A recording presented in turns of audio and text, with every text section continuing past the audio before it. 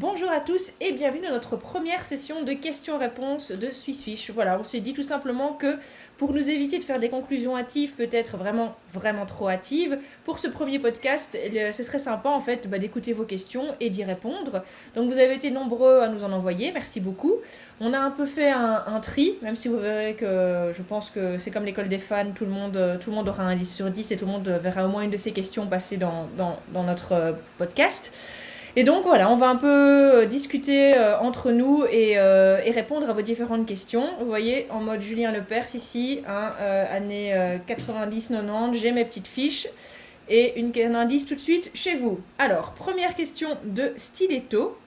Alors, quelles anciennes joueuses de la WNBA aimeriez-vous voir jouer en 2021 ? Comme en NBA, je me demande toujours ce qu'auraient donné les anciens grands noms à une époque différente de la leur. Et Stiletto rajoute, j'adorerais voir une Cheryl Swoops dans le jeu actuel, même sans aller aussi loin, une Lauren Jackson ou Lisa Leslie.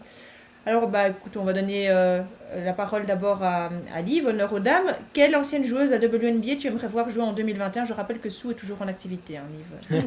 Il y a une joueuse qui est de la même génération qu'elle, donc ça nous rappelle à quel point Sue dure longtemps. Moi, ces deux joueuses, ce sont Lauren Jackson d'une part et Swin Cash de l'autre. Alors, Lauren Jackson, parce que pour moi, c'est un peu la Stewie old school, une des premières grandes versatiles, comme on dit maintenant, qui a pris le parti de s'éloigner du cercle, de jouer presque comme une ailière parfois. Elle avait une panoplie offensive qui est tout aussi développée, je pense, que les joueuses actuelles. Et sinon, pour Swin Cash, c'est à la fois pour son jeu, sa détermination sur le terrain, mais aussi surtout pour le personnage. J'adore son énergie, sa personnalité. Je trouve qu'elle rayonne la bonne humeur et c'est toujours cool dans une équipe. Elle a joué avec Sue Bird à UConn pendant de nombreuses années et j'aurais bien aimé revoir le duo avec le Storm, même si elles ont gagné un titre en 2010, mais à l'époque, je ne regardais pas le WNBA pour avoir vu ça. Parce que tu avais 2 ans, donc on peut le comprendre. Ok, merci. Donc pour toi, Lauren Jackson et Swin Cash. Ce serait pas un peu deux personnes dont tu as fait le portrait sur Swish? Oups. Alors Flo, à toi de nous dire. En espérant que tu ne piques pas la mienne. Mais non, tu feras pas ça. Je pense pas, non, je pense pas.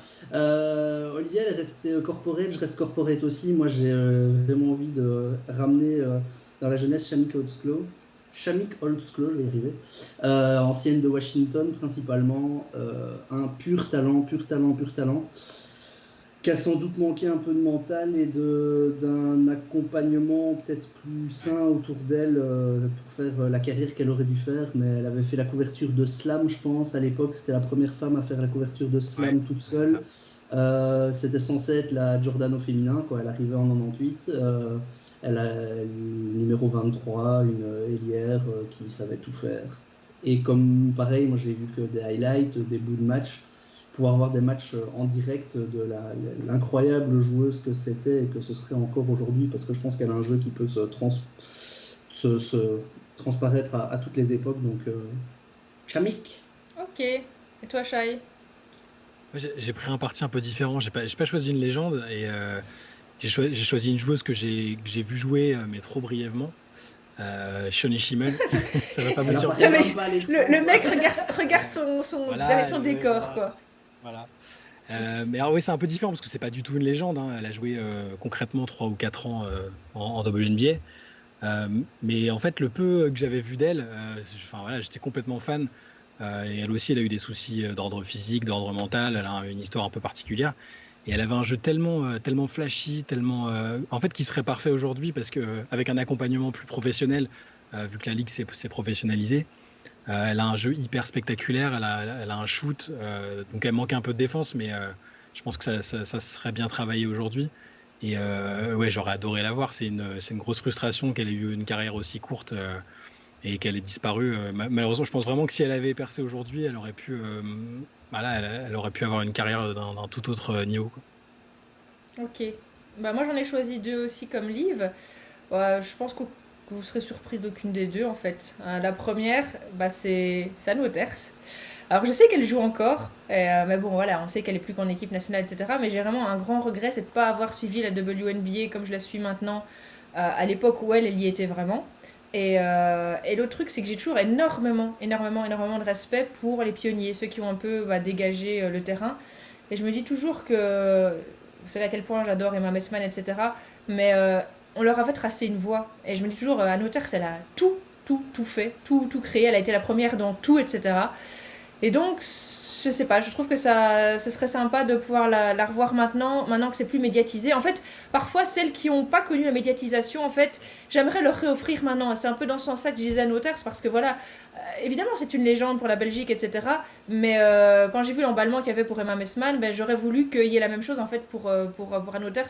Parce qu'à l'époque, quand elle a quitté en 2016, et elle était déjà dans un rôle un peu plus petit au Sparks, mais j'aurais voulu pouvoir avoir la joie de l'avoir draftée en première position, etc. et tout ça, mais avec la médiatisation maintenant qu'on peut déjà offrir un peu plus à la WNBA et le fait que les réseaux sociaux soient plus développés, etc.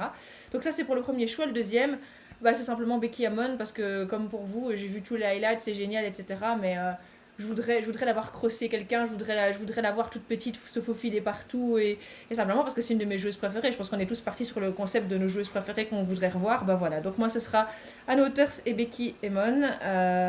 Je pense vraiment que j'aurais été heureuse à San Antonio à l'époque, ce qui est quand même fou parce que je suis plutôt une meuf de la côte Est.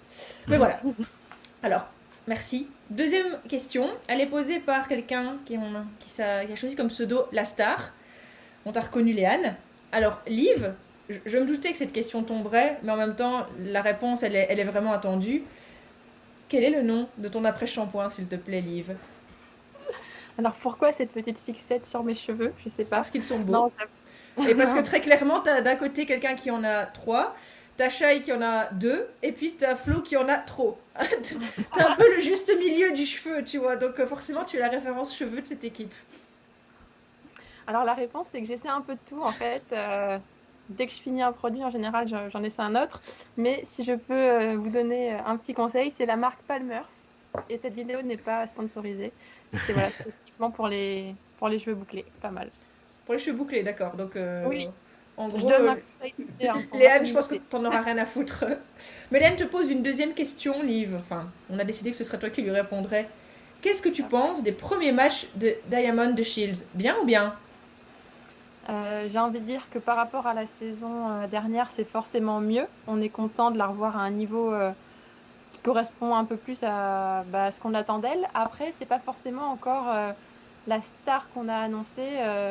Il y a un temps où on se demandait si ce serait pas elle la franchise player de Chicago, et elle n'est pas encore tout à fait dans ce rôle. Après, bien sûr, il y a Candace Parker maintenant, il y a d'autres joueuses de talent, mais elle a encore un palier, je pense, à passer pour vraiment atteindre son potentiel total, quoi.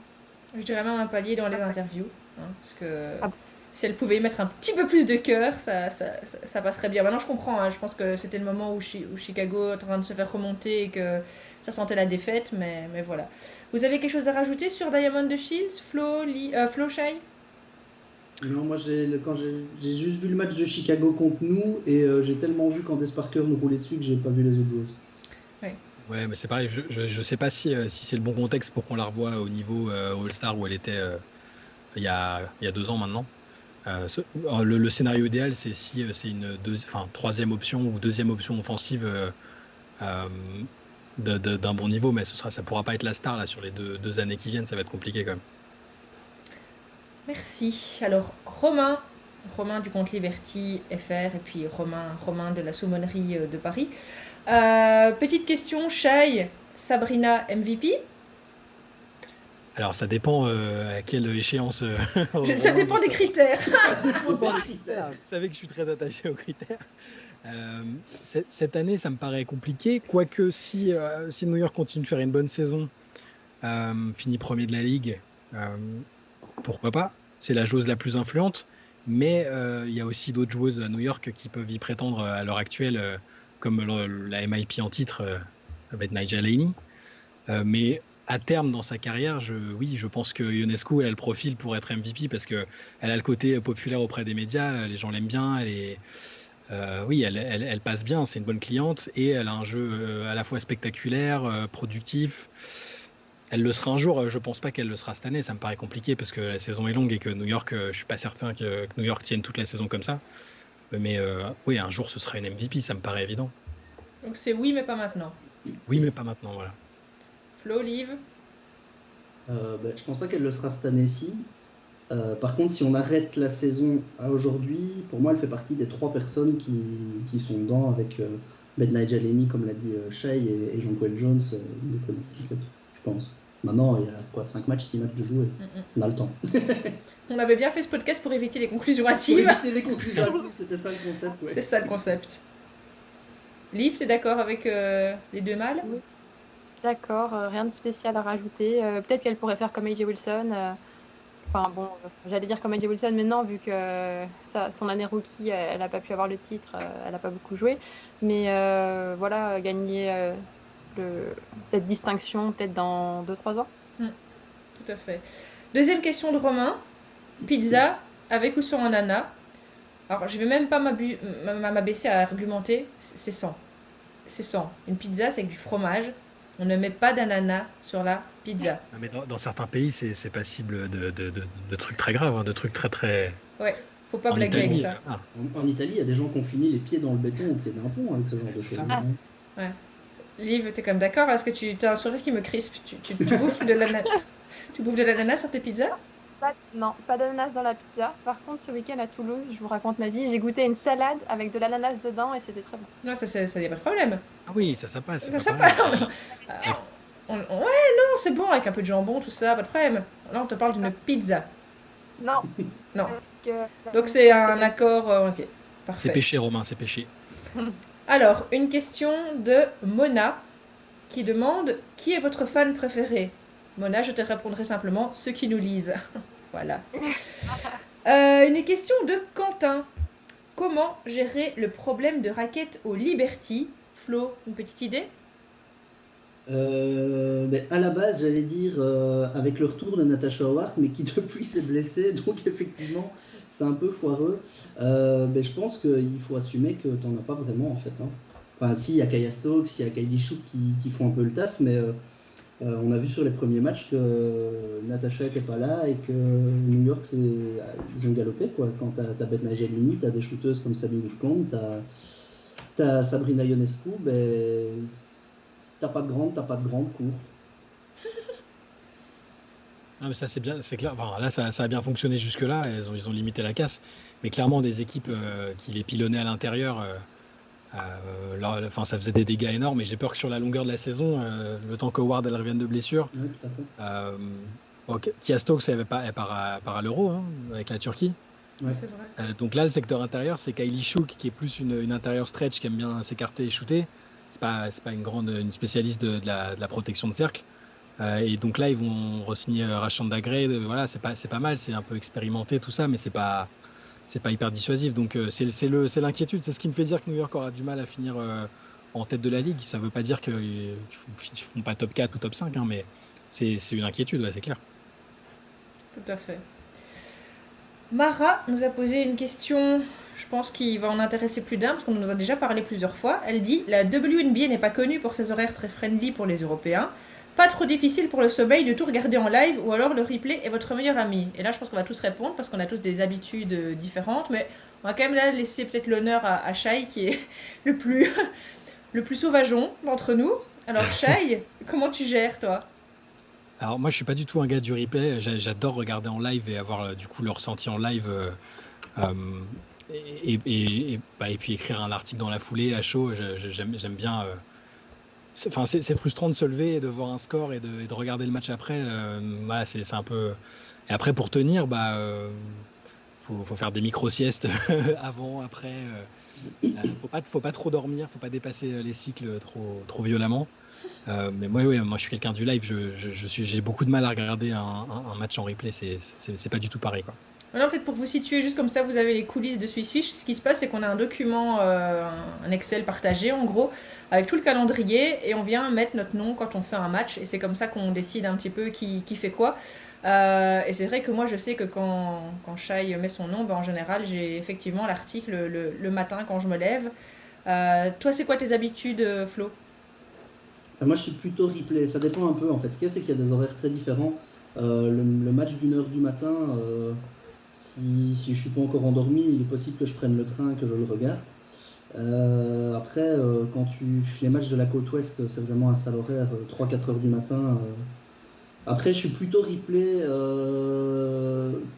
pour les matchs de régulière, et alors les playoffs, ben non, là, les playoffs, ça se regarde en live ou ça se regarde pas. Mais sinon, moi, ça me dérange pas de regarder un replay en ayant vu le score. Simplement, je le fais très peu quand c'est les matchs des Mystics.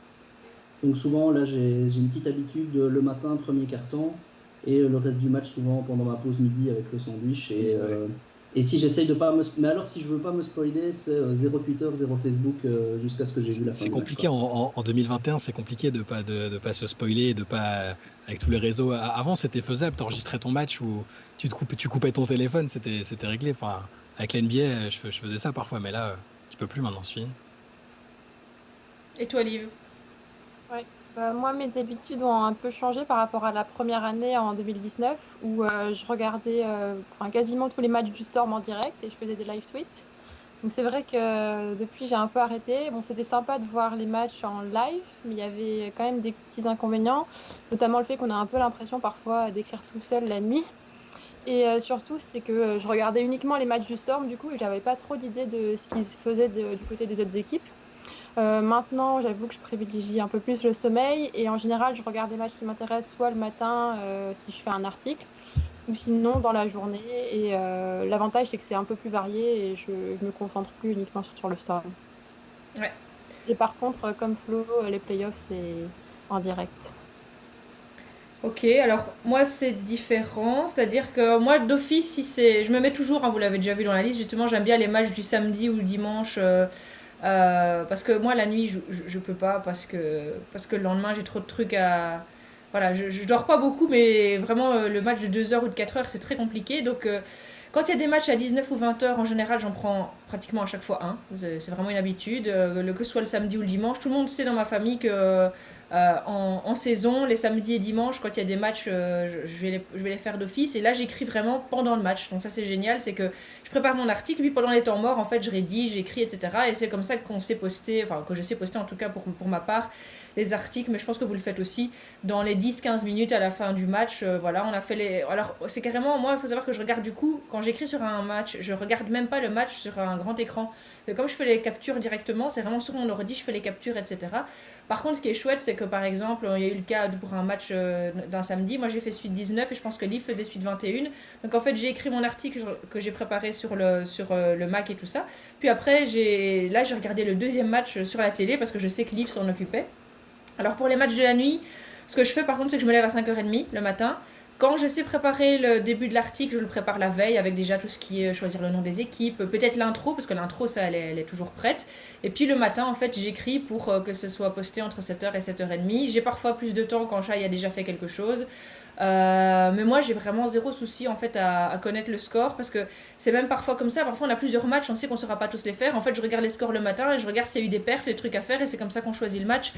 Mais ça c'est une habitude que j'ai gardée aussi du fait qu'avant quand j'étais vraiment toute seule il y a 2 ans, en gros je savais vraiment pas faire tous les matchs et donc là maintenant parfois j'ai le luxe de me dire je choisis celui-là parce que Shai va faire celui-là, Lee va faire celui-là. Là à l'époque quand il y avait 4 matchs sur la nuit je savais que je pouvais en faire un, je me réveillais, je regardais quel match je faisais et je le commençais. Donc moi ça me pose pas de soucis. De quoi? Liv? Rien. Ah non, pas du tout. Je vais toucher mes cheveux, désolée. Je pensais que tu avais parlé. Ok, tout va bien. J'entends des voix, je suis Jeanne d'Arc. Et donc du coup voilà, moi personnellement c'est soit les matchs en live, ça je me jette dessus comme une crève la dalle, ou alors debout vers 5h30, 6h pour regarder un des matchs que je ferai et le poster au matin. Mais voilà, c'est une question d'habitude. Mais alors en playoff, je serais pas comme vous. C'est-à-dire que je ne les regarde pas tous systématiquement en live. Maintenant, soyons clairs, hein, j'étais debout pour la finale des Mystics, mais par exemple, le Storm la saison passée, c'était tellement couru d'avance qu'il y a des fois, je sais pas si... Peut-être pour le titre, oui, peut-être pour le Game 1, oui, mais je garantis pas que le Game 2, à un moment, je sais plus parce que il y avait moins de suspense et que voilà, mais évidemment les matchs à suspense je suis tout à fait d'accord avec vous, ça par contre tant pis pour le sommeil quoi. Mais je précise que moi c'est les matchs du Storm voilà que je vais regarder en live, je vais pas me faire tous les playoffs aux arrêts.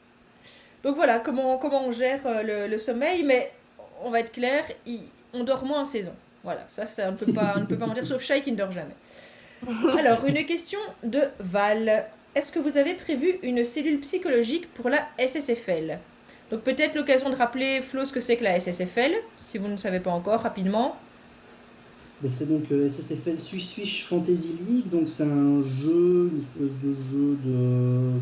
C'est quoi? C'est un pronostic sans argent, quoi. C'est-à-dire qu'on... Ouais, Fantasy League. Hein. C'est du management. Ouais, c'est ça. Donc on choisit par semaine une équipe de 5 joueuses et les points qu'on récolte sont fonction en fait des résultats que les joueuses font pendant les matchs. Donc c'est un jeu qu'on a tous pris depuis le début de la saison, sur lequel on s'amuse bien. Quand nos joueuses performent, on s'amuse nettement moins bien quand elles sous-performent, quand elles se blessent, quand elles font dodo, quand elles ont la grippe. Et donc la cellule psychologique, on va déjà la prévoir pour nous-mêmes d'abord, et puis on verra ce qu'on fera après. Liv, tu as quelque chose à rajouter pour Val? Oui, Steph, du coup, très important d'ouvrir cette cellule parce qu'on est au coude à coude tous les deux et à la fin de la saison, quand il verra que mon nom apparaîtra au-dessus du sien, je pense que ça va être difficile à encaisser. Donc, ok, écoute, soyons clairs, la question n'était pas anodine parce qu'en fait, je vais pouvoir rebondir sur la question de Robin qui suivait, qui disait... Vous en pensez quoi du Discord? Il a même rajouté PS, c'est pour faire de la pub. Merci Robin, on apprécie. Mais du coup, effectivement, pour moi, la cellule psychologique pour la SSFL, en fait, c'est le Discord. Donc, si vous avez suivi depuis le début de la saison, on a mis en place un serveur Discord avec, d'une part, une partie Swiss où on poste un peu les news, des petites choses comme ça. On a également une partie SSFL où on parle des pics, où on parle des blessures, où on balance des statistiques hyper intéressantes qui permettent de faire les bons choix, où on discute aussi pour retrouver un crew, puisqu'on peut jouer seul ou en équipe de 10, qu'on appelle des crews. Et puis, on a aussi des salons avec chaque équipe de WNBA qui a son salon et dans laquelle on parle de l'actu. Mais je pense que Val, sincèrement, n'hésite pas déjà à se servir de Discord pour avoir du soutien psychologique ou pour essayer de gratter des stats à Ghislain qui essaie de rester fort et stoïque face aux demandes incessantes. Donc Val, pour moi la cellule psychologique elle est déjà un peu là, mais c'est juste que là pour le moment tu gères encore, mais je te rappelle qu'on était là pour t'entourer quand Natasha Howard avait été choisie alors qu'elle ne jouait pas. Et de toute façon, voilà, c'est le jeu, c'est comme ça. Donc voilà, au niveau du Discord, tout ce qu'on a à vous dire, c'est rejoignez-nous parce que c'est vraiment une façon sympa aussi de discuter. On a quelques anglophones et puis voilà, c'est un truc sympa avec plein d'interactions possibles. Oui, alors, c'est pas que pour la Fantasy League d'ailleurs. Non, bien sûr que non. Là, on discute de WNBA, on discute de plein d'actualités, même des équipes nationales, majoritairement Belgique-France, mais un peu les compétitions. Donc là, avec l'Euro et les JO qui vont arriver, à mon avis, il va y avoir pas mal de discussions de tout ça, des gens très intéressants avec qui on discute. Enfin, c'est très chouette. Tout à fait. Il y a vraiment même des gens avec qui on n'a pas. Enfin, c'est une façon de réunir aussi les gens qui sont peut-être pas sur Twitter. Donc voilà, c'est un chouette endroit. Et Discord est une app gratuite que vous pouvez installer. Donc voilà, c'est vraiment pas compliqué. Donc suivez le lien. Si vous allez sur le site de la Fantasy League, il y a le lien vers le serveur Discord. On vous y attend nombreux. Alors, une autre question de Noé. Qu'est-ce que tu préfères chez moi? Liv, qu'est-ce que tu préfères chez Noé? Un peu comme Bill Laimbeer, c'est le côté ange et démon à la fois. Parce qu'il est capable des plus grosses punchlines, notamment quand il s'agit de défendre la Aces, on l'a vu ces derniers jours. Et en même temps, il est toujours très enthousiaste quand on publie des articles. Sauf bien sûr quand on oublie de dire que Derek Hamby sera la 6e femme de l'année. Mais voilà, il a ce côté ange et démon qu'on apprécie tous. Mais cette petite attention war a réussi quand même à ce qu'on parle que de lui. Parce que vous êtes quand même plusieurs à avoir voulu qu'on parle de vous. Hein, j'ai bien vu les questions-réponses, ça tournait beaucoup autour de vos petites personnes. Alors, question de Jefferson. Flo, tu vas peut-être pouvoir y répondre. Est-ce que donc le Indiana Fever de 2021 est la pire équipe all-time pour toi? C'est pas encore fait. Il y a quand même 3 petites équipes à mentionner. Il y a un certain Washington en 98 qui a fait 3 victoires, 27 défaites. Il y a un très beau Tulsa Shock en 2011 qui a fait 3 victoires et 31 défaites. Et le Liberty de l'année passée qui a fait 2 victoires pour 20 défaites. Donc là, on est aux alentours de 10% de victoires. Le record, c'est Tulsa qui a 8% de victoires. Donc si Indiana gagne 3 matchs cette année, ils égaleront le précédent pire record. S'ils n'en gagnent que 2, ils seront officiellement la pire équipe all-time. Il faut voir la qualité, la composition des équipes aussi. C'est ça. Parce que New York l'année dernière, c'était quand même... le nombre de rookies, c'était impressionnant. C'est la blessure de Sabrina qui fout un peu tout dedans. L'effectif de Washington, c'était la première année, donc c'était avec Expansion Draft, c'était n'importe quoi. Et l'équipe de Tulsa en 2011, faut aller la voir. Hein. Il est méchant. Alors, une autre question de Jefferson. Fisher, encore combien de temps? J'ai envie de dire, chaque minute, c'est une minute de trop. Donc, moi, je comprends déjà pas comment, après 2 saisons comme ça, il est promu GM. Donc à partir du moment où il n'y a plus de logique, je ne sais pas. Est-ce qu'il doit se passer quelque chose? On n'est pas au courant. Il a des parts, voilà. Donc, bon. Après, même moi, je vais tempérer. Les 2 premiers matchs ont été absolument dégueulasses. C'est pas non plus... Il reste quand même qu'il y a un vivier de talent dans son équipe. Hein. C'est pas... Voilà, c'est pas non plus la pire équipe au monde. Donc, c'est pas impossible qu'ils se reprennent très clairement. Mais pour moi, s'il y a une nouvelle contre-performance cette saison, mais là, comme on dirait en Belgique, trop ist veel. Hein, Flo? Je sais pas si vous avez autre chose à rajouter sur Derek. Non, mais c'est ça, ce que tu viens de dire, c'est aussi ça le problème. Tu viens de dire il a une bonne équipe, donc ça va aller. Mais au final, les 2 saisons précédentes, il avait plus que des bonnes équipes. Et au final, alors le format de la W est particulier, donc ils sont sortis sur des tours à élimination directe, etc. Mais avec l'équipe qu'il y avait, c'était pas possible. Plus les fameux choix tactiques.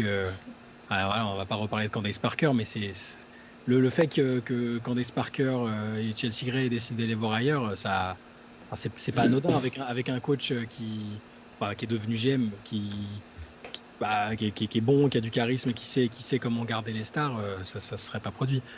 Après, oui, là, le coup de la promotion, c'est assez fou parce que, en fait, c'est sans doute du copinage en interne. Au final, Fisher a quand même une superbe carrière de joueur. Il a gagné le respect de plein de monde, et à Los Angeles notamment. Et donc, je pense que c'est ça aussi qui joue. Le groupe d'investisseurs a entièrement confiance en lui. On ne connaît pas toutes les tambouilles internes, mais là, même ce que tu dis, l'équipe, elle est encore très, très correcte. Donc, ce serait fou qu'ils finissent 10e, 11e. Enfin. Bah, surtout que, soyons clairs, hein, la même équipe avec un autre coach, moi je les mettais en play-off, je pense. Hein.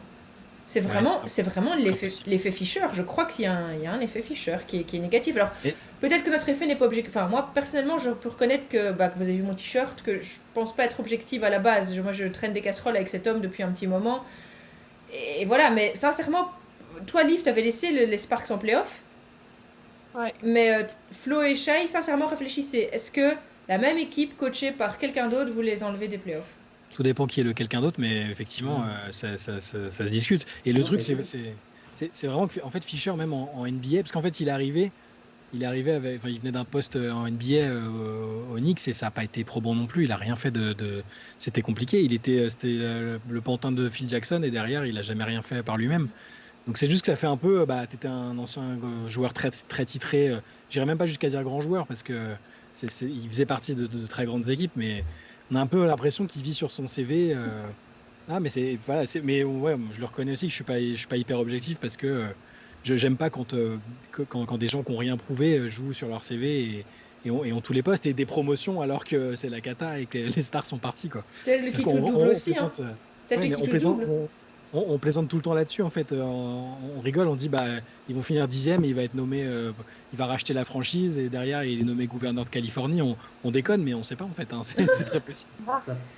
Ça prouve plusieurs choses, c'est-à-dire qu'on dit souvent que le jeu c'est le jeu, que ce soit de basket féminin, basket masculin. Il n'y a pas de raison qu'un gars qui est pas bon coach avec les mecs soit un bon coach avec les filles, quoi. C'est pas de la seconde division. C'est ça, c'est ce que ça donne, ouais. Et dans l'histoire de la WNBA, des coachs qui étaient des anciens joueurs NBA, il y en a eu un paquet. Et en fait, quand on regarde, à l'exception de Michael Cooper et Bill Laimbeer, qui ont réellement réussi quelque chose, tous les autres, Dee Brown, il y a eu qui, Muggsy Bogues, il y en a eu plein. Et en fait, ils sont arrivés avec leur nom et puis ils sont repartis la queue entre les jambes parce qu'il y a un moment, il faut savoir coacher. Même en NBA, on était tous choqués de voir que c'était qui? C'est Steve Nash qui a eu un rôle de coach tout de suite, alors que Becky, elle attend comme...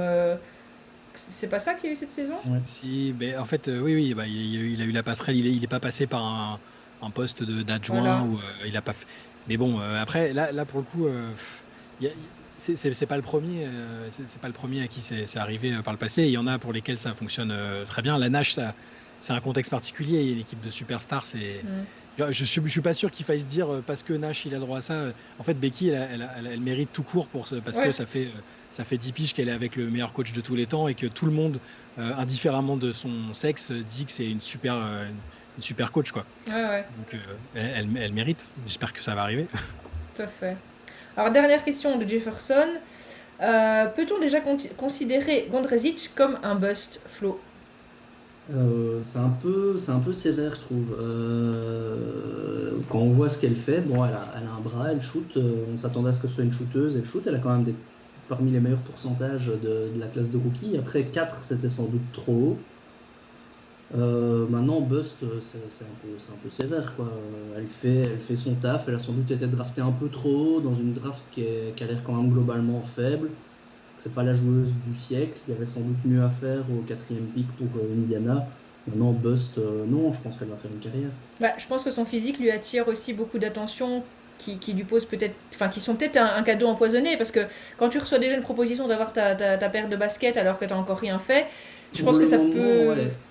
Pour le moment, elle est plus Instagrammeuse, influenceuse que basketteuse pro. Maintenant, on espère que petit à petit, elle va inverser la tendance. Parce que je pense que c'est une bonne shooteuse et donc elle peut trouver un rôle. Elle peut trouver un rôle dans une équipe. Et voilà, maintenant, c'est pas la star qu'on voudrait faire. Mais là pour le coup, c'est elle et elle et ou son entourage ou ses représentants qui ont aussi choisi d'axer vachement sur le côté glamour et le fait qu'elle présente bien. Ça, c'est indéniable.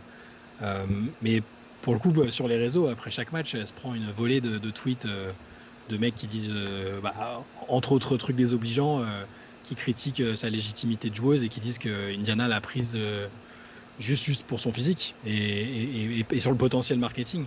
Parce que là, si on regarde dans cette classe de draft, comme tu disais, Flo, effectivement, elle n'est pas très profonde en talent, visiblement, mais il y a quand même des joueuses prises après elle qui font déjà des meilleurs débuts de saison. Léonie Nwere et tout, ça joue déjà bien et tu peux te dire qu'à Indiana, ça aurait été bien aussi, quoi. Mais je suis d'accord, c'est très très tôt. On va pas se mettre à enterrer les gens tout de suite. Attendons un peu. Alors, une question de Anna. Beaucoup de joueuses et de fans parlent d'expansion et de nouvelles équipes pour faire grandir la ligue, je comprends, mais j'aime le côté élite en petit nombre. Je trouve que ça rehausse le niveau global. Pourquoi est-ce que ce serait bien selon vous? Moi, j'ai envie de dire simplement parce qu'on voit beaucoup trop de joueuses coupées qui n'ont pas l'occasion de... l'expérience sur le terrain, c'est vraiment important en basket. 144 joueuses, c'est pas assez, c'est tout simplement pas assez. En plus, l'expansion de la ligue va permettre après d'ouvrir des nouveaux marchés avec des nouvelles villes.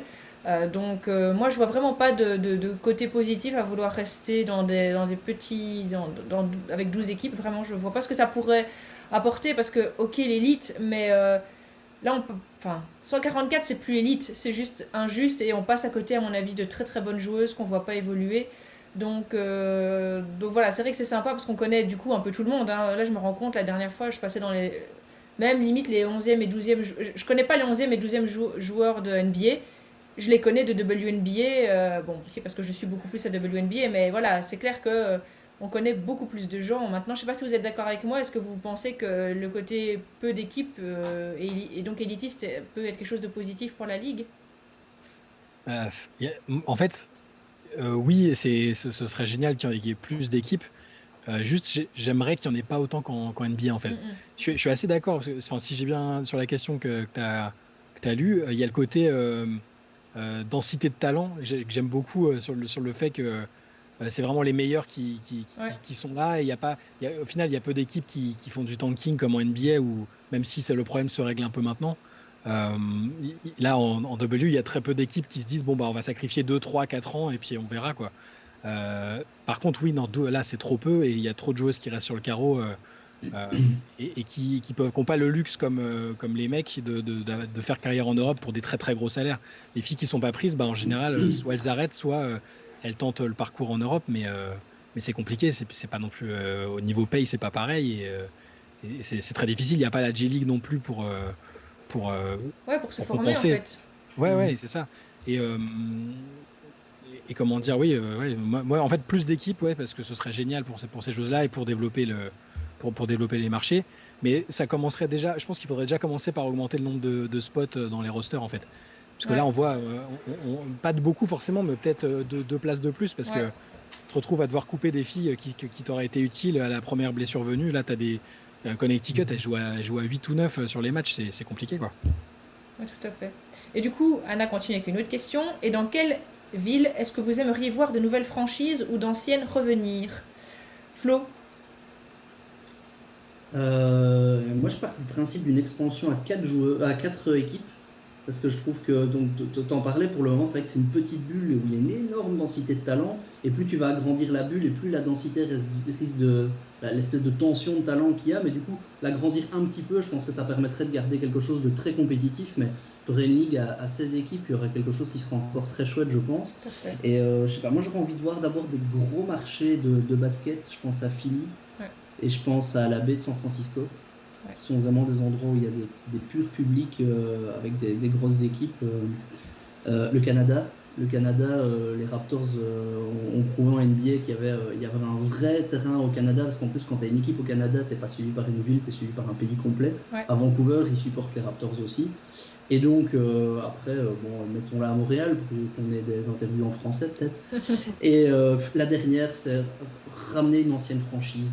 Que ce soit les Monarchs de Sacramento, que ce soit le Choc de Détroit, même si je sais bien que c'est les Wings maintenant, mais que ce soit peut-être pas les Comets, parce que j'aime bien le côté un peu mythologique des Comets, c'est qu'ils ne reviennent pas. Les Rockers voilà. De Cleveland. Ouais, mais seulement si c'est à Water-CGM. Il y a un projet là. Oh God. Un projet. Très bonne idée ça, très très bonne idée. Liv, t'as une ville où tu aimerais bien voir quelqu'un, enfin une franchise s'installer? Je suis d'accord avec Flo pour le côté Canada, ça apporterait quelque chose en plus à la ligue qui serait plus uniquement américaine. Et puis, globalement, je suis contente, je suis d'accord avec l'idée qu'il faut plus d'équipes. Après, comme dit Shai, pas doubler le nombre de villes, mais avoir plus d'opportunités pour les joueuses actuelles, parce que le vivier de talent est là, je trouve. Et toi, Shai, il y a une ville en particulier qui te ferait vibrer? Pas de ville en particulier. Enfin, la réponse de Flo me paraît. Je pense la même chose que lui sur le fait de ramener certaines anciennes franchises et plus les marchés qu'il a évoqués. Il y a un truc que j'aime bien, donc c'est pas avec une ville en particulier, mais j'aime bien quand une ville a une équipe WNBA et qu'il n'y a pas de contrepartie NBA parce qu'il n'y a pas la comparaison.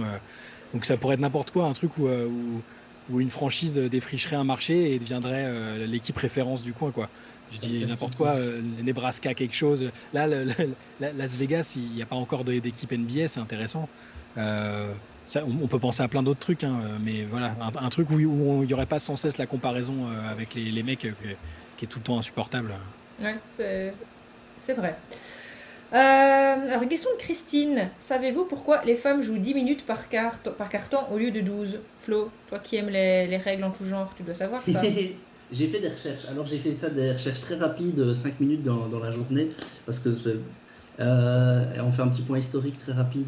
Il faut savoir donc les règles du jeu qui ont été faites par Naismith au départ, il a fait 13 règles. Et dans les règles, vu qu'à la base c'était juste pour occuper ses élèves pendant qu'il faisait moche dehors, qu'il a créé le basket. Et donc c'était 2 mi-temps de 15 minutes à la base, pour que ça dure pas trop longtemps pour un cours. Et quand ils se sont rendus compte que c'était cool, ils ont passé ça à 2 mi-temps de 20 minutes en fait. Et c'est ça qui après est devenu les cartons de 10 minutes. Et en fait, on fait la comparaison en disant en NBA, il y a 48 minutes parce qu'il y a 4 cartons de 12 minutes. Mais en fait, c'est la seule ligue qui est comme ça. Ouais. Toutes les autres ligues, elles sont restées sur les 40 minutes. Donc les 2 fois 20 minutes qui sont devenues 4 fois 10 en fait, ben c'est comme ça que le basket s'est transposé en Europe, en hommes et en femmes. Aux États-Unis aussi, et qu'il est resté à 40 minutes partout. Et il y a juste au moment où vraiment les grosses ligues professionnelles de mecs aux États-Unis sont développées, qui l'ont augmenté parce qu'ils trouvaient que c'était mieux d'avoir des matchs qui duraient un peu plus de 2 heures et que c'était la bonne durée, ce qui fait que la NBA est à 48 minutes et qui sont les seuls en fait parce que tous les autres sont restés à 40. Et moi j'aime bien 40 parce que du coup c'est un peu en dessous de 2 heures et je trouve que c'est un format. Il y a une fois une personne, on va parler d'un sport que tu adores, Steph, une personne qui avait dit que qu'un des aspects pour lequel le foot était si populaire, c'est parce que ça avait la durée d'un film de cinéma en fait. C'est une partie qui dure en gros 1h30 et donc les gens n'ont pas le temps de se lasser. T'as un début, un milieu, une fin assez rapide et donc je trouve qu'un match de 40 minutes c'est un peu pareil, c'est un peu en dessous de 2 heures, c'est bien. Parfois un match de NBA pour un peu que Allez, toi, on Chat, entendait il des a matchs mal. Non, mais un match de milieu de régulière entre deux équipes mauvaises, et tu sais bien que tu vas avoir 2h30 pratiquement de match, avec à la fin, ils vont prendre des temps morts, alors que tu as envie de dire, vous êtes nazes tous les deux, rentrez chez vous, en mettre victoire à personne, pas arrêter. Et je trouve qu'il y a plus de tension dans un match de 40 minutes. Enfin, donc, Ah, mais voilà. c'est exactement ça, parce que pour me goinfrer un paquet de matchs NBA dans l'année, alors c'est pas tout le temps des purges, hein, mais c'est vrai que enfin, avec les coupures publicitaires et tout ça, regarder un match de WNBA, c'est toujours beaucoup plus fluide et beaucoup plus agréable en fait. Donc la durée, je la trouve parfaite, quelle qu'en soit la raison, la durée, elle est parfaite. Par contre, je trouverais ça cool que ce soit uniformisé partout, en fait. Ouais. Oui, Parce parce que que du pour coup, les il y a toujours cette statistiques, comparaison de dire Ouais. ah oui, les filles elles jouent 40 minutes alors que les hommes ils en jouent 48. Bah, non, les hommes en Europe ils en jouent 40. ouais, C'est pas des demi-couilles non plus, quoi. Enfin, c'est tout pour le les monde pourrait statistiques, quoi. jouer juste la même. Non, mais tout le monde pourrait jouer juste la même durée et qu'on arrête. Et enfin voilà. Oui, pour l'uniformisation des statistiques aussi, c'est vrai que c'est mieux parce que on prend la comparaison avec les mecs sur certains trucs alors que voilà, il y a du temps en moins, quoi. Ouais, tout à fait. Ouais. Je pense pas que ça réglerait vraiment le problème des gens qui sortent ce genre de statistiques en fait. Là tu peux pisser dans un violon.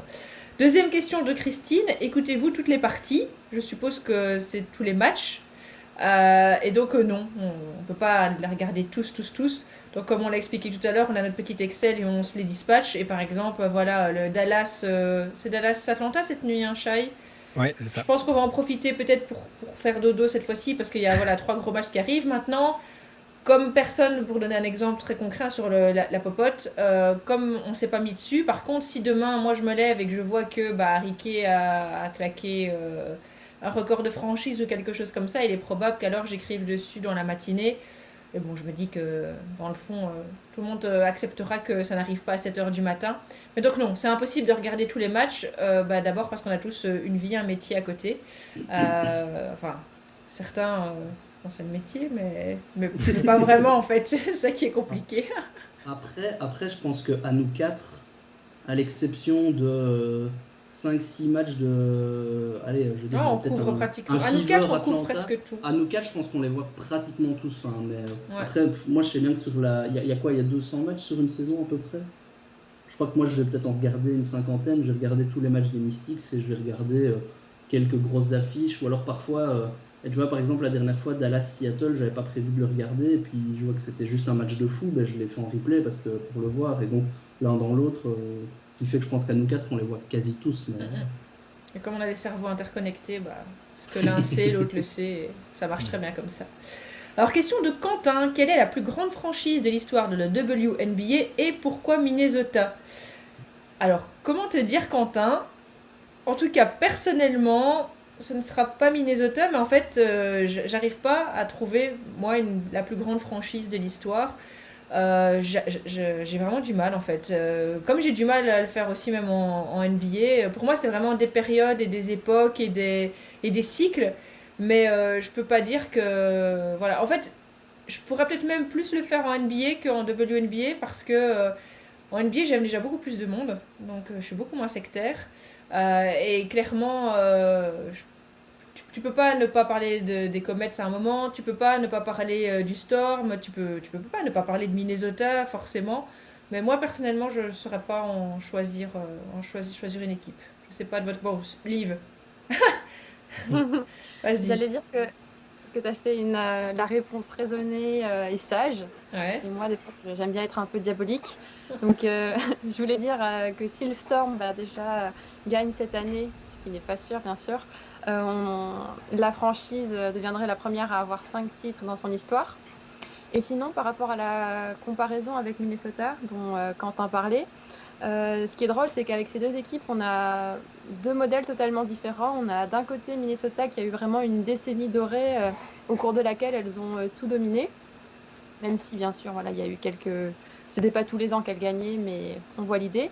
Et de l'autre côté, on a le Storm qui a compilé aussi un grand nombre de titres, mais à chaque fois avec un écart d'années assez important entre ces titres, puisqu'on a gagné en 2004, 2010, 2018 et 2020.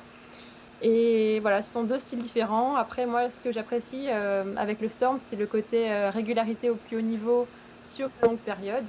Et c'est pour ça que je défends ma paroisse, mais chacun peut avoir son avis. Flo, tu vas défendre ta paroisse? Non, pour moi, depuis l'année passée, le Storm est passé devant. Je suis team, enfin, je supporte pas spécialement le Storm, mais pour moi, là, le Storm, ils ont égalé les Comets et les Lynx au nombre de titres. Et effectivement, les Lynx, ils l'ont fait sur une période de 10 ans, en fait, sur une équipe, un noyau qui s'est construit, et ça a été une dynastie. Je veux bien reconnaître que les Lynx sont peut-être la plus grande dynastie de la courte histoire de la WNBA. Pour Houston, c'est pas dégueulasse non plus. Hein. Mais ça a duré 4 ans, et c'était le début. En fait, Houston, ils ont surtout eu une grosse chance, c'est que personne savait que Cynthia Cooper savait encore jouer au basket, quoi. Donc ils l'ont ramenée en croyant que c'était une mamie qu'elle allait faire. En fait, elle a dit, je suis pas une mamie, moi je suis la MVP de la ligue, et c'est tout. Et donc en fait, on arrivait avec une équipe où directement, l'équipe était prête, alors que tout le reste de la ligue n'était pas prête. Donc je compare ça un peu à la domination des Celtics au tout début de la NBA, où il y a une équipe qui était prête et tout le reste de la ligue était juste pas prête. Après, ça veut pas dire qu'elles sont loin dans la hiérarchie, mais pour moi, la dynastie avec Maya Moore, Rebecca Branson, et puis après Sylvia Fowles qui est arrivée, Simone Augustus, enfin, grosse dynastie, mais ce qu'a fait le Storm sur en fait toute la carrière de Sugar. Et réussir à gagner des titres avec des équipes au final très différentes, de se réinventer quand Lauren Jackson s'en va, de se réinventer avec des joueuses exceptionnelles, hein, tu fais pas ça, mais et maintenant le bilan comptable est là et la manière est là aussi. Donc, et alors si en plus il rajoute une autre bague dans les prochaines années, et Stewie a ça dans le coffre, je pense que ça réglera la discussion. Ah, mais Liv, mais elle kiffe sa tête, que genre... Shai, toi aussi tu vas abonder dans ce sens? Ah ouais, j'ai pas de préférence. Enfin, j'ai plus d'affection pour le Storm certainement, mais par contre, ce qui est drôle, dans ce que tu disais, Flo, c'est que les deux finalement, même s'il y a une excellence dans le niveau et la stratégie, etc., toutes les deux franchises sont passées à un moment par le besoin d'avoir un first pick sur un talent générationnel de type Maya Moore ou Brianna Stewart. Voilà, donc mine de rien, elles ont quand même dû. Et c'est pareil en NBA avec les Spurs, sans Tim Duncan, ça marche pas non plus, quoi. Donc c'est les deux les plus régulières et les plus, oui, au niveau de l'excellence. Tu vois que c'est toujours les franchises qui font les meilleurs choix de draft auxquels on s'attendait pas, les trades les plus malins, voilà, c'est ça. Les bons coachs, les bons management, on en parlait tantôt. Ouais, tout à fait. Maintenant, c'est vrai que tout ramener toujours au nombre de titres purs et durs. Alors, je sais que c'est une belle manière de quantifier, hein, mais voilà. Il n'y a pas que les chiffres dans la vie. Alors, une question de Nico. Nico nous demande, est-ce que le fait que Brianna Stewart soit amenée à défendre sur des joueuses plus grandes et plus fortes, tâche que faisait Natasha Howard avant, est-ce que ça ne va pas peser ensuite sur son rendement offensif? Liv, on s'inquiète pour le rendement offensif de Stewie. Est-ce que tu peux rassurer Nico? J'allais dire que moi je pense pas, parce que sa spécificité c'est quand même justement de pas avoir forcément besoin de jouer sur ses qualités athlétiques pour être performante. On le sait, c'est ce qui fait tout son talent, d'être capable de manier la balle quasiment avec la même dextérité qu'une joueuse extérieure, de pouvoir s'écarter de la raquette, tirer à 3 points. Et je pense pas donc que ça va vraiment peser sur son rendement offensif. Par contre, c'est vrai que défensivement, il y a quand même un trou qui a été laissé dans la raquette du Storm par le départ de Natasha Howard, et qu'on n'a plus la même identité défensive qu'auparavant. On a vu Casey McGregor faisait de son mieux face à des joueuses comme Liz Cambage, que je trouve que ce qu'elle produit est intéressant. Après, c'est peut-être pas encore tout à fait suffisant face à des Griner, des Cambage, mais à voir. Mais tu n'es pas inquiète? Non, je suis pas inquiète pour Stewie par contre. Moi je me dis, cette femme-là, qu'est-ce qui peut encore nous inquiéter, quoi? À quel moment on pourra avoir peur de quelque chose pour elle? Je veux dire, elle est clairement bionique et oui, voilà. Je sais pas si les garçons vous êtes inquiets. Il y a une différence quand même qu'on voit, ça reste en début de saison, il y a le temps de faire des ajustements, mais là le Storm est plus dans un mode où ils vont outscorer l'adversaire plutôt que l'année dernière. Ils pouvaient les verrouiller défensivement, c'était impressionnant avec Alicia Clark, Natasha Howard et toute l'équipe qui est là. On a juste l'impression que elles sont résignées à prendre des paniers, parce qu'il y a du talent en face et qu'ils n'ont plus les mêmes grandes joueuses en défense. Mais que de toute façon, avec Stewart, Sue Bird qui fait un super début de saison, Jewel Lloyd qui est énorme aussi, elles savent qu'elles vont trouver le moyen de marquer plus de paniers. Donc c'est un peu différent. Faudra voir en play-off où le terrain et le jeu se resserrent un peu, où il faut peut-être défendre plus. Mais elles ont le temps de trouver une formule qui marche. Oui, la question de savoir si son attaque va pas pâtir de cette tâche défensive. Ben non, parce qu'en fait, elle a pris le problème à l'envers. Elle garde son attaque comme elle était avant, et si elle défend moins, et tant pis. Ouais. Une technique comme une autre. Alors, on va clôturer avec 2 questions du Ghislain. La première, je pense qu'il avait envie de me faire plaisir, il avait envie de me faire parler de quelqu'un que j'aime bien. Est-ce que vous avez l'impression, comme moi, que la Ligue est en train de prendre un bon virage depuis la Wobble en termes de médiatisation ? Il y a plusieurs bons signes, je trouve. Mais oui. Et ça, c'est grâce à Cathy Engelbert, la nouvelle commissionnaire. Enfin, maintenant, il faut que j'arrête de dire nouvelle, parce que là, ça fait 2 ans qu'elle est bien en place.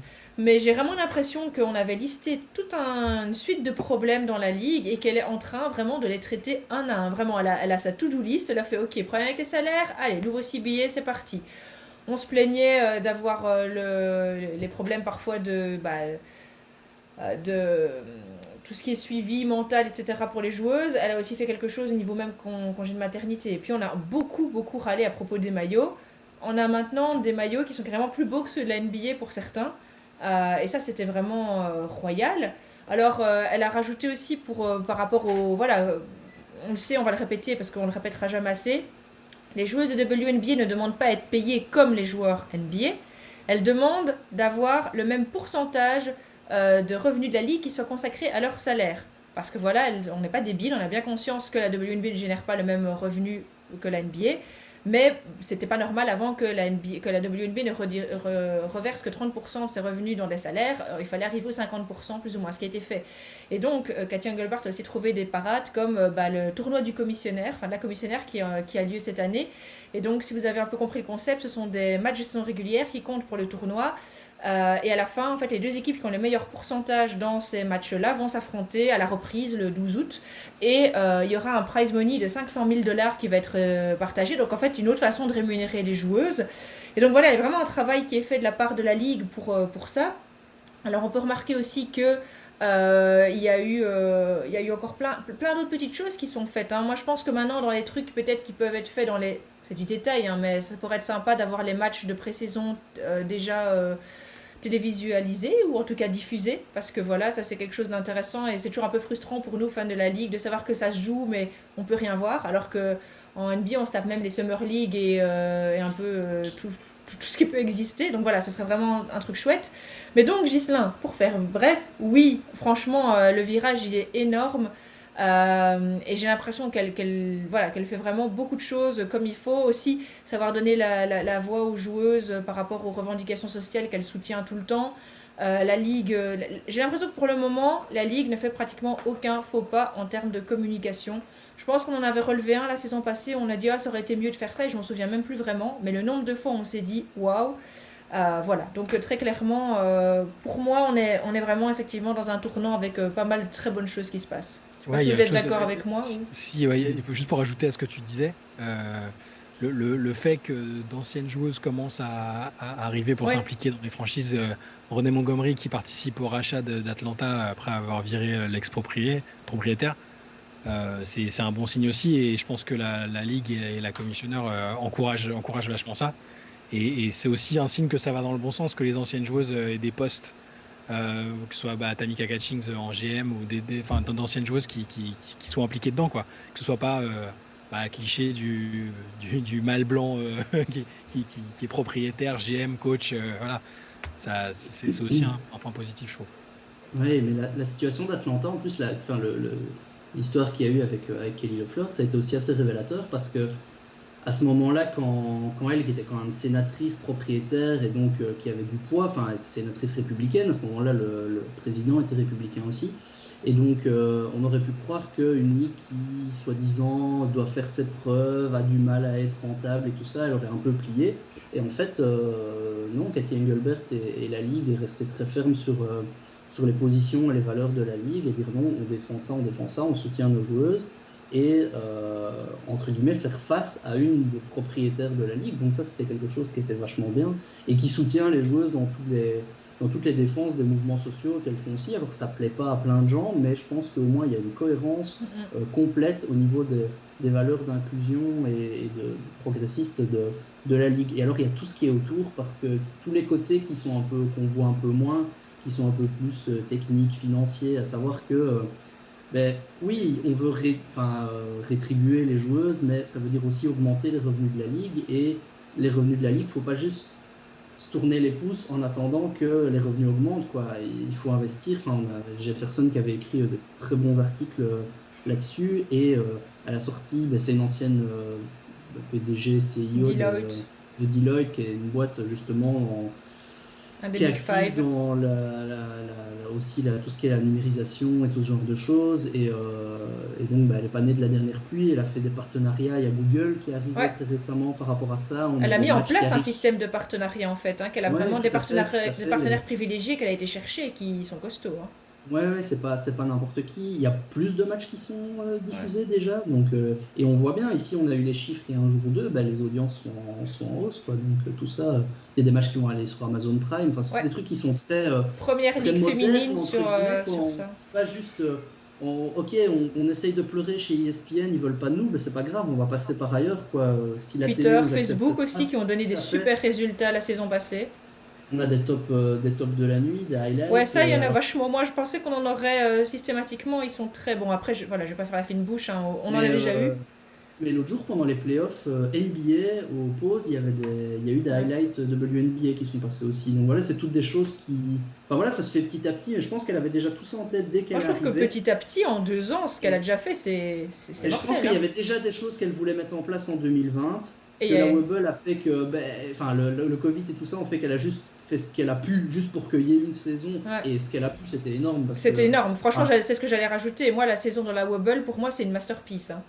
Ouais, tout à fait. Mais du coup, je pense qu'il y avait beaucoup de choses, tous ces à côté-là dont on parle, d'highlights, à mon avis, toutes des choses qui étaient déjà dans les bacs, mais qu'ils n'ont pas pu développer. Ils ont juste fait l'énorme machinerie qui était la Webble à Bradenton, et que maintenant, on repart sur une saison normale plus ou moins, dans nos salles et tout ça, et là, on va mettre le paquet, et on accorde des idées pour l'année prochaine. Franchement...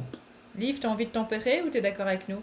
Non, totalement d'accord avec vous. Il y a eu à la fois des grandes révolutions comme le nouveau CBA et puis des petits détails comme par exemple la nouvelle application de WNBA qui est encore plus moderne que la précédente. Et je pense que c'est juste un parfait mélange que Cathy Engelbert a réussi à faire. Ouais, franchement, respect madame. Je vous file mon 06 si vous voulez. Parce qu'elle a beaucoup de trucs, vraiment, masterclass de sa part. Dernière question. Toujours de Ghislain, qui nous demande, une question qui fait un peu mal, on va pas se mentir, qui est le plus grand ou le plus mauvais GM, donc General Manager, entre Derek Fisher ou Tamika Catchings? Shai. C'est dur. Non. C'est deux personnes qui ont été nommées relativement récemment, mine de rien, donc c'est un peu brutal de tirer un bilan, mais moi, malheureusement, je suis très sceptique sur Tamika Catchings comme GM. Finalement, je l'aurais presque plus vu comme coach parce qu'elle impose le respect, parce que c'était une joueuse fabuleuse, c'est une légende.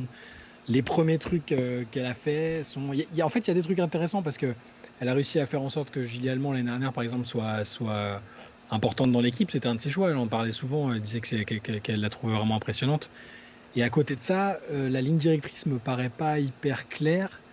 Je leur dis à chaque podcast, c'est vraiment la marotte, le coup de Benajah Laney, sans même qu'on puisse se douter qu'elle deviendrait aussi forte qu'elle l'est maintenant, mais le simple fait de couper une joueuse qui est titulaire dans ton équipe sans aucune contrepartie, et alors que c'est pas le choix de la joueuse, elle lui a pas demandé coupez-moi pour que j'aille ailleurs, c'était juste on va pas s'emmerder à monter un trade, c'est compliqué, on va la couper parce qu'on a besoin d'un spot. C'est des trucs comme ça qui me font dire que, en fait, la comparaison va être terrible. Je suis désolé, mais ça me fait un peu penser à Vlade Divac à Sacramento au début. C'est-à-dire que joueur fantastique, il a des contacts partout, mais il y a eu des articles sur le fait qu'il connaissait absolument pas les règles du jeu en fait sur le CBA et qu'il faisait des erreurs de débutant.